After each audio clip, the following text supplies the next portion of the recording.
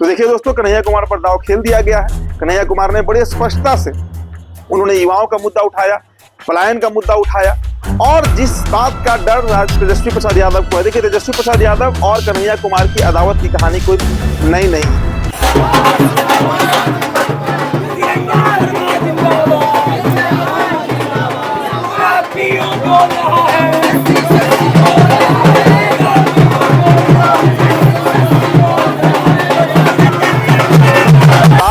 Congress party Bihar में अलग ही चुनाव लड़ने जा रही है, 7 चुनाव नहीं लड़ेगी। राहुल गांधी ने पूरा मूड बनाया है और इसके संकेत मिल रहे हैं। इसके संग ऐसा नहीं, देखिए राजनीति में सब बात पहले नहीं बोला जाता है, संकेत समझना होता है। आप तेजस्वी प्रसाद यादव की यात्रा को देखिए। बिहार के लोगों को अच्छी शिक्षा के लिए बाहर जाना पड़ रहा है, नौकरी के लिए बाहर जाना पड़ रहा है, इलाज के लिए बाहर जाना पड़ रहा है।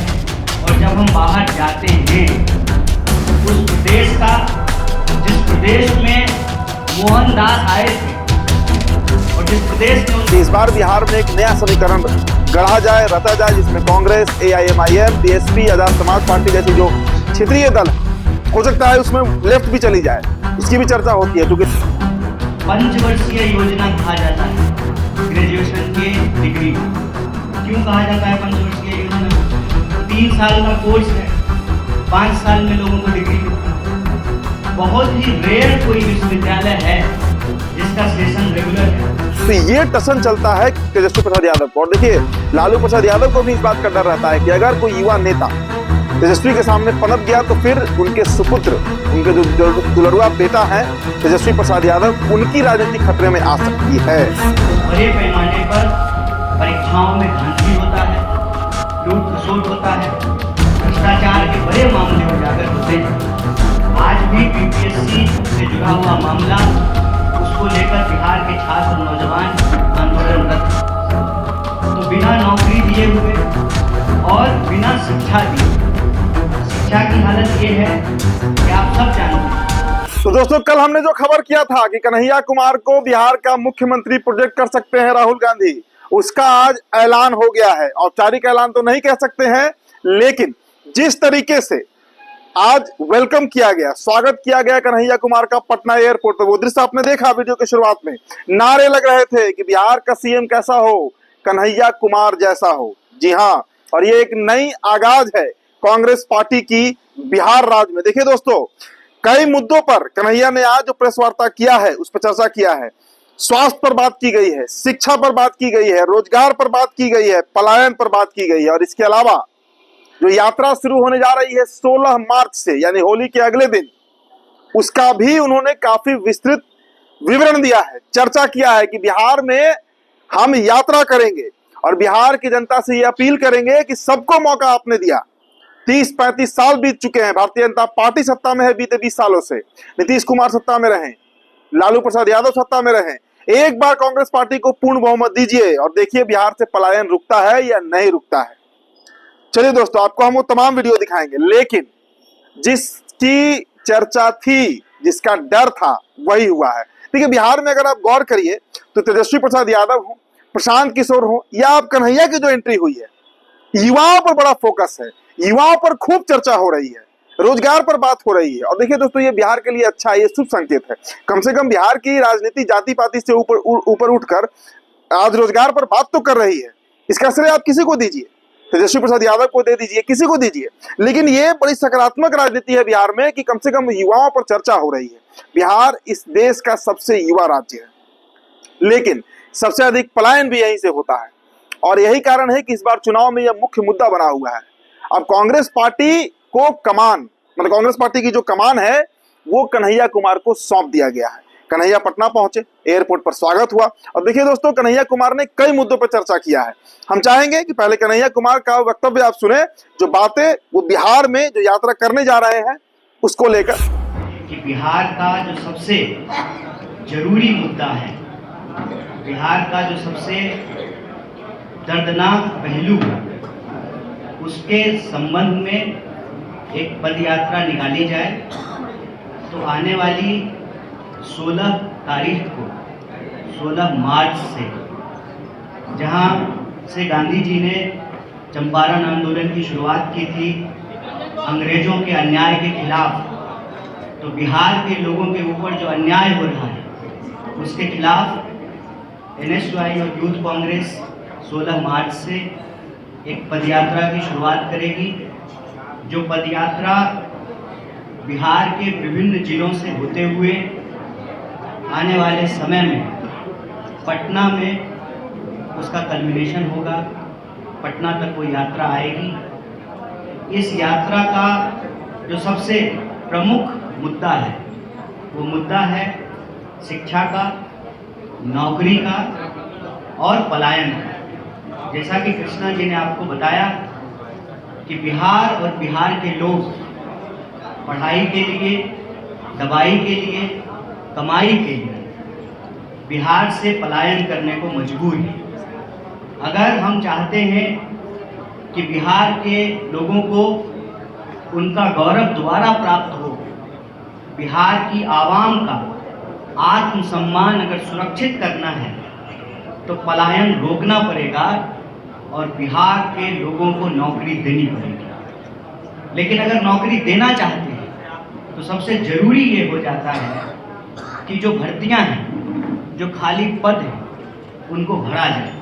लेकिन आप जानते हैं समय पे रिक्तियों को नहीं भरा जाता है, और जब रिक्तियों को भरने की असफल कोशिश सरकार करती है तो बड़े पैमाने पर परीक्षाओं में धांधली होता है, लूट खसोट होता है, भ्रष्टाचार के बड़े मामले उजागर होते हैं। आज भी बीपीएससी से जुड़ा हुआ मामला, उसको लेकर बिहार के छात्र और नौजवान आंदोलनरत हैं। तो बिना नौकरी दिए हुए और बिना शिक्षा दिए, शिक्षा की हालत ये है कि आप सब जानते हैं पंचवर्षीय योजना कहा जाता है ग्रेजुएशन के डिग्री को। क्यों कहा जाता है पंचवर्षीय योजना?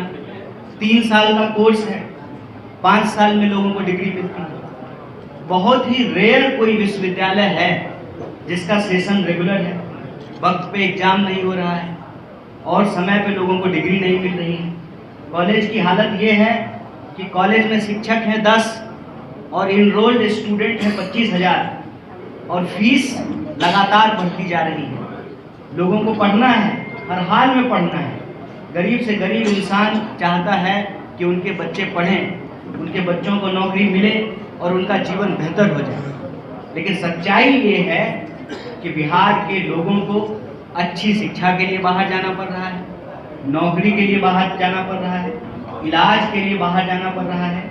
और जब हम बाहर जाते हैं, उस प्रदेश का, जिस प्रदेश में मोहनदास आए थे और जिस प्रदेश ने उनको गांधी बना करके भेज दिया, वो प्रदेश जहाँ सिद्धार्थ आए थे उनको महात्मा बुद्ध बना करके भेज दिया, वो प्रदेश जो तमाम धर्मों का, भारत के हर धर्म का जो प्रमुख स्थान रहा है, जिसका एक गौरवशाली इतिहास रहा है, स्वतंत्रता आंदोलन के इतिहास में एक अग्रणी भूमिका रही है।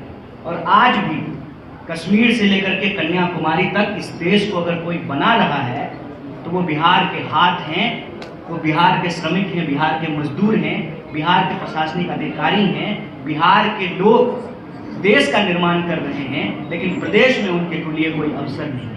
तो आपने सुना दोस्तों, अब आप खुद आकलन कर लीजिए कि बिहार में इस बार लड़ाई कैसी हो रही है। कि हम लगातार चर्चा कर रहे हैं, कई लोग मेरे चर्चा पर भड़क भी जाते हैं, हमारे व्यूअर्स ही, कि भाई कांग्रेस कैसे अलग होगी। देखिए दोस्तों, आप इस बात को नोट कर लीजिए, इस बार कांग्रेस पार्टी बिहार में अलग ही चुनाव लड़ने जा रही है, 7 चुनाव नहीं लड़ेगी। राहुल गांधी ने पूरा मूड बनाया है और इसके संकेत मिल रहे हैं। इसके संग ऐसा नहीं, देखिए राजनीति में सब बात पहले नहीं बोला जाता है, संकेत समझना होता है। आप तेजस्वी प्रसाद यादव की यात्रा को देखिए, जन संवाद यात्रा उन्होंने स्थापित किया, अपने कार्यकर्ताओं से उन्होंने मुलाकात की, कई बड़े बड़े ऐलान किए, माई बहन योजना, 200 यूनिट फ्री बिजली, ताड़ी खोल देने की योजना, मतलब जो बातें हुई, उसके बाद दिव्यांग के लिए पेंशन बढ़ेगा। तो जितने भी बातें और वादे किए जा रहे हैं तेजस्वी प्रसाद यादव की तरफ से, वो अकेले तेजस्वी यादव कर रहे हैं। उस पूरी चर्चा में वो कहीं कांग्रेस का नाम तक नहीं लेते हैं। 15,000 20-20 हजार की भीड़ को संबोधित कर रहे हैं, मंच पर कोई कांग्रेस नेता नहीं दिखता है, तेजस्वी कहीं गठबंधन की बात नहीं करते हैं। तो इससे स्पष्ट मतलब है कि तेजस्वी प्रसाद यादव को भी इस बात का आभास है कि कांग्रेस के साथ रहने पर उन्हें नुकसान उठाना पड़ता है। तो दूसरी तरफ अगर कांग्रेस पार्टी की हम बात करें दोस्तों, तो कांग्रेस पार्टी जिस तरीके से दिल्ली में चुनाव लड़ी, अरविंद केजरीवाल का सुपड़ा साफ हो गया, कांग्रेस पार्टी भी ये बात जानती है कि हमारा जनाधार क्षेत्रीय दल खा गए। मैं कई बार इस बात को कहा हूं कि जो क्षेत्रीय दल हैं, जो मठाधीश बने हुए हैं अलग अलग राज्यों में, आप ममता बनर्जी कहिए, लालू यादव कहिए, अखिलेश यादव कहिए, इनकी पार्टी ने कांग्रेस का वोट बैंक एक बड़ा जो तबका रहा है उसे छीन लिया, अपने साथ कर लिया। तो कांग्रेस को भी इस बात का दर्द है कि 90 के पहले जिस बिहार में एक तरफा उसकी शासन हुआ करती थी, जगन्नाथ मिश्रा, केदारनाथ पांडे, कई मुख्यमंत्री, श्री बाबू से लेकर कृष्ण वल्लभ सहाय, बड़े बड़े लीडर्स बिहार के, कांग्रेस पार्टी नहीं दिया। उस कांग्रेस पार्टी की आज स्थिति ये हो गई बिहार में कि उसे अपना एक प्रत्याशी को टिकट देना है या नहीं देना है, ये भी लालू प्रसाद यादव से पूछ कर तय करना होता है। प्रदेश अध्यक्ष कौन बनेगा ये लालू प्रसाद यादव तय करते हैं।